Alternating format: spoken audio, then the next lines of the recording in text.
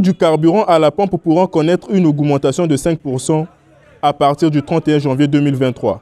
L'essence, au lieu de 595 francs CFA, coûterait 625 et le gazole, au lieu de 475 francs CFA, galoperait à 500. Cette annonce est faite ce jeudi 5 janvier par Anatole Koné-Makosso au cours d'une réunion avec les représentants des organisations syndicales des consommateurs et du secteur des transports.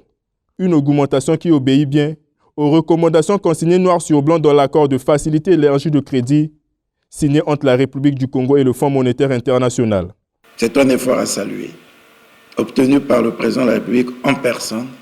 Et c'est même un effort qu'il a fait lui-même, puisqu'il est parti de 0 pour accepter les 5. C'est un effort qu'il a fait sur lui.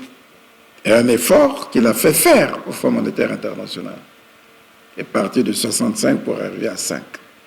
Le minimum qui a été attendu, c'est que le 1er janvier, là, nous ayons augmenté de 30%. C'est le minimum qui a été attendu. Et nous n'avons pas cédé à ça, parce qu'on a vu le souci du consommateur. Ce souci du consommateur que l'on a vu et que nous prenons en compte depuis bientôt 3 ans. Aucune augmentation, même pas de 5 francs, même pas d'1 franc. Et que ça arrête les pratiques de demi-terrain.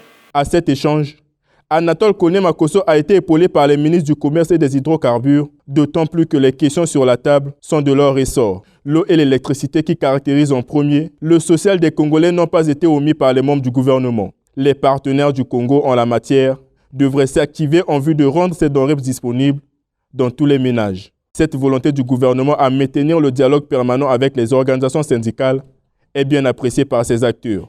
Les questions sur les prix du transport en commun, des denrées alimentaires, voire d'eau et d'électricité, les intéressent au plus haut degré puisqu'ils sont appelés à défendre les intérêts du Congolais lambda. Il nous a rassuré que rien ne va augmenter au Congo, que ce soit le transport ni les autres produits. Et nous allons suivre ça. Il ne faudrait pas qu'il y ait l'augmentation du prix de transport. Mais maintenant, c'est à nous de faire de telle sorte que, au niveau, sur le terrain, qu'il n'y ait pas des grincements de dents. Hein, vous voyez, qu'on comprenne, qu'on fasse comprendre à la population que, à ce niveau-là, nous pouvons soutenir cet effort. Concernant nous les transporteurs, je crois que 5% c'est un peu négligeable. Mais nous avons dit que oui, nous acceptons l'augmentation de 5%, mais nous allons nous asseoir pour voir quelles seront les mesures d'accompagnement pour que cette augmentation n'ait pas de l'impact en ce qui concerne les prix de transport.